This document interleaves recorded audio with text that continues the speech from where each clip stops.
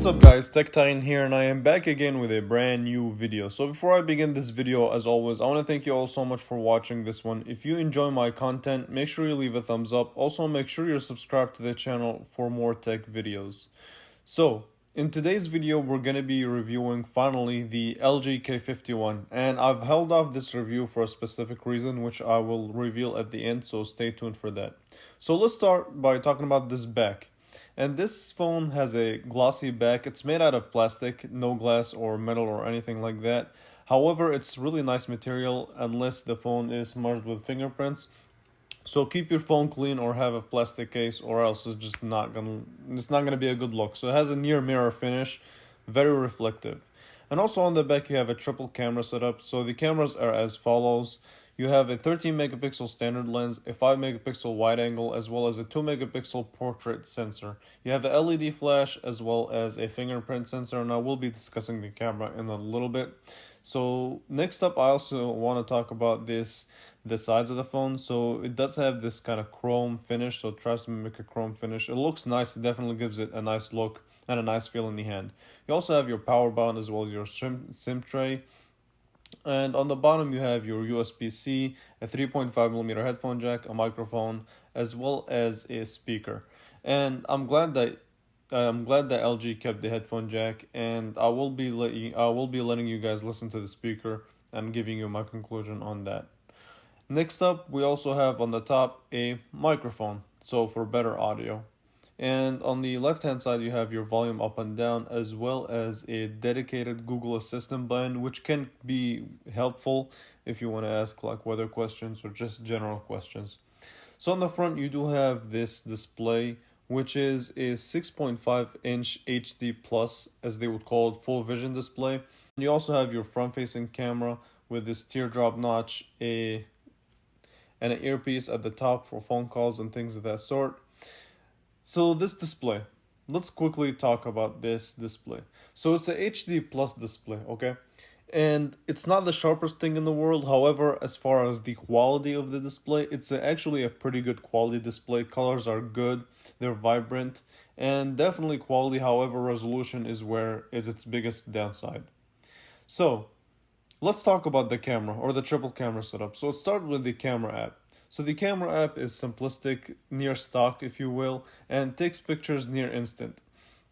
Now, as far as image quality goes, there are two ways you can look at this phone. You can look at it from a budget perspective or compare it to flagships. Comparing it to flagships would just be ridiculous, and because if you're getting this phone, you're not really getting it for the camera.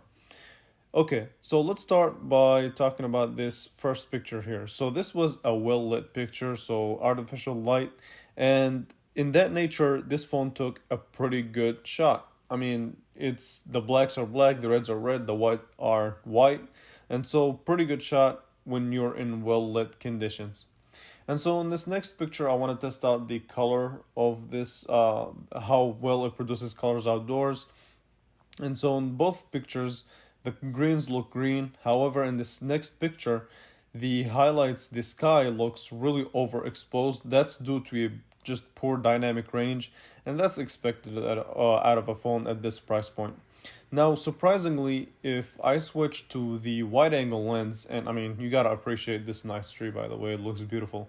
So switching to the wide angle lens, you can actually get some of your exposure back on the sky, so a better dynamic range in some cases in the wide angle. And so in this picture here, I also want to test out the focus, which was decent. And again, the camera overall is, I would give it a pass on the fact that it's pretty good. It's not the best camera out there for sure. However, it's good enough for nearly most day-to-day scenarios, if you will. And so when it comes to video, the video is just a no-go for me. It's horrible. When you shoot it, you can shoot up to 1080p. However, when you do shoot it, it would look 480p on a dedicated digital camera looks way better than the 1080p on this one. So video is a no-go for me. So if you plan on using it for YouTube or things like that, I wouldn't bank on it. So as far as performance goes, so this phone has the following specs. So you have a octa-core chip clocked at 2 gigahertz, and it is a MediaTek Helio P22 processor. So no Snapdragon or anything like that. Performance across the board when it comes to day-to-day tasks are decently quick. Definitely not the quickest that I've seen when it comes to launching basic apps. However, it's quick enough and it will get you through the day. So you have 3 gigabytes of RAM and also 32 gigabytes of storage. So definitely will get you through pretty much most basic tasks. When it comes to gaming, it's decent. It's not the best. That's because really the processor is not meant for heavy demanding games. However, it's definitely playable. Now, I want to test out the speakers too, so I'll let you listen to it and I'll give you my words on it.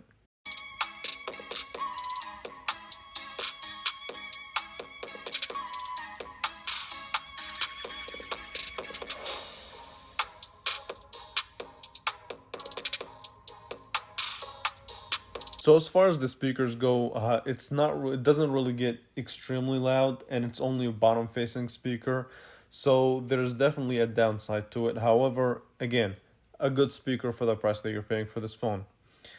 And so why am I not convinced, and why wouldn't I recommend this phone?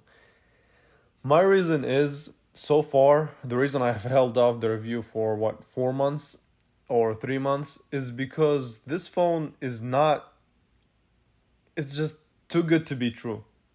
So there are definitely problems that I have experienced. There are definitely problems that some people also experience, and that is just the fact that sometimes this phone lags and freezes more than it should. Definitely more than it should. And when it comes to, even if you, when you first unbox it and when you first start it, it just starts, turns off, and starts again. That's been my experience. And so I cannot recommend this phone unless, and I'm hoping that this is a software issue.